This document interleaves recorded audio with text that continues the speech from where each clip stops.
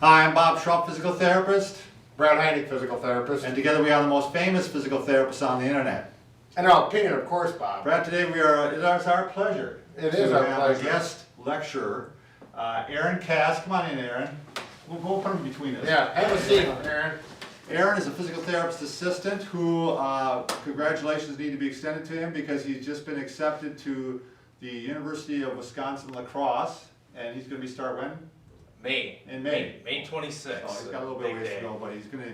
But Aaron has a unique ability here in that he's got some special skills in the handling of edema, lymphedema.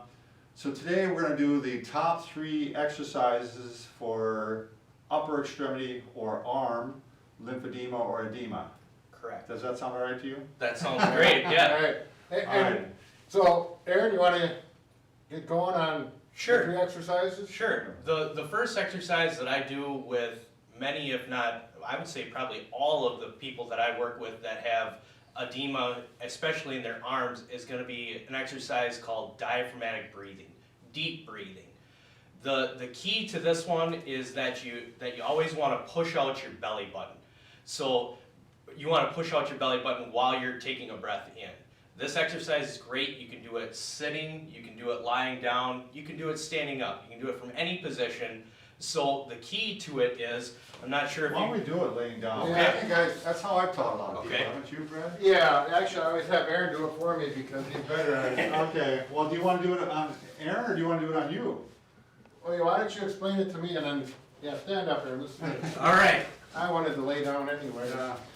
Another thing is Aaron took a week-long course to get certified in this, and he's been doing it. That's why I have him do it, because he knows what he's doing. much Should we better than explain me. just real quickly, for the extremity here, for the arm, for the fluid to go out of the arm, it's not gonna go out of the fingers. It's Right. not gonna go out into the air. It's gonna go back into the lymphatic system, into the body, and that's why we're working on Right. lymphatic breathing. Basically, one of the most important things about edema and lymphedema is you want to get it back into the torso, into the trunk area of your body so that it can be processed and ultimately taken out of your body through your urine and excreted. So what we're trying to do is get everything moving in your trunk. Get everything out of the way so that the fluid from your arm can go there.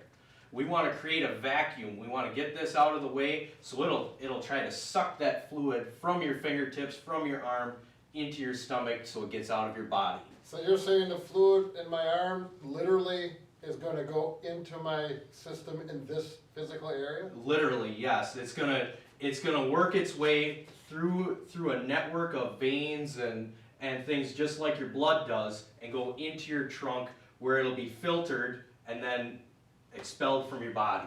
Okay. All right, let's start with the diaphragmatic breathing. So what I want you to do now, Brad, is when you take a deep breath in, I want you to really try and push your belly button up towards the ceiling. I want you to get it up as high as you can.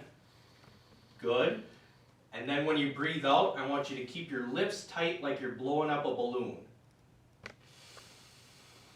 Good. Now try and do 10 of those. This will be very relaxing, and it'll also help milk those vessels in your trunk to get that fluid moving.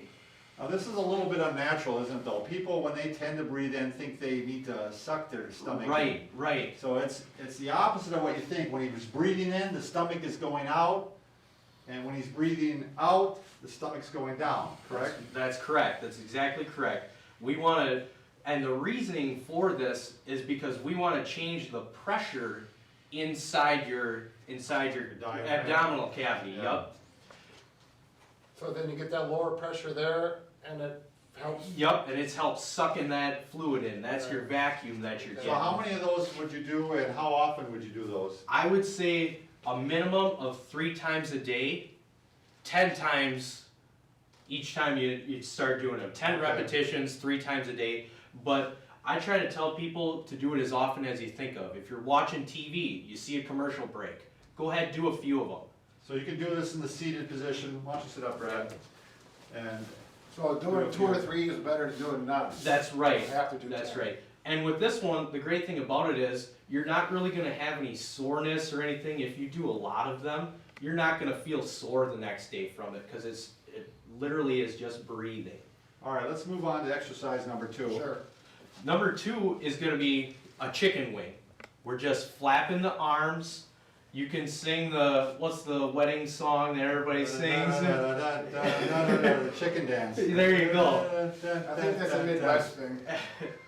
This one is great because there's a lot of lymph nodes, big vessels in your armpits that carry a lot of fluid from your arms and your trunk. So we want to we're doing the same thing. We're milking that area, getting the fluid to go from your arms to your abdomen where it'll be expelled out. So he was doing it right? Yep. Just like that. You know, the first time I saw some therapists doing this, I just shook my head and I thought, what kind of, you know, yeah. So if you're in the store or at church, you may not want to do this. Right. That may be socially awkward a little bit, but effective at the same time. So some people might be okay with it. 10 of these, 3 times a day or more. That's right. Yep. Okay. All right, what's Number the next 3? one? Number 3 is squeezing your shoulder blades together. So for this one, you may want to turn around so the camera can see you. But basically what I'm going to have Brad do is try and pinch his shoulder blades together. Yep, just like that, and then relax. Same thing 10 times again. Is breathing sequence with this important? Not necessarily. Whatever makes you comfortable with this one.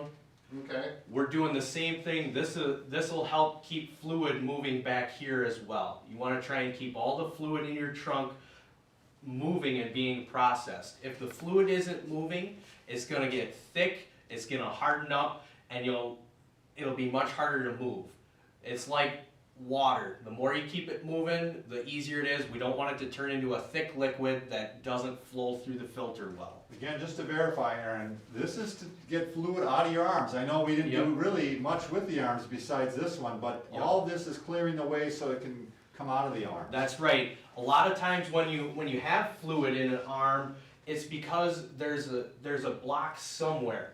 Naturally, the fluid from the arm will flow in the back, it'll flow in the front, and if there's a blockage back here, the fluid can't go that way.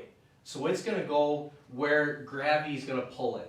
So gravity's going to pull it towards your fingertips, towards your hand.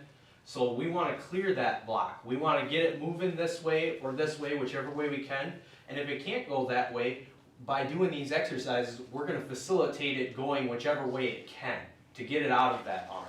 All right, very good. Yeah. Well, I'll tell you what, we're going to go ahead and stop this video right now. We're going to go ahead and do another video on how to get the fluid out of the legs. So if you're having trouble with that, we're going to want to make sure you watch. And I'm also going to try to figure out how to get the fluid out of my head. Yeah, block your neck like that. All right, well, thanks for watching. We'll see you on the next video. Be careful.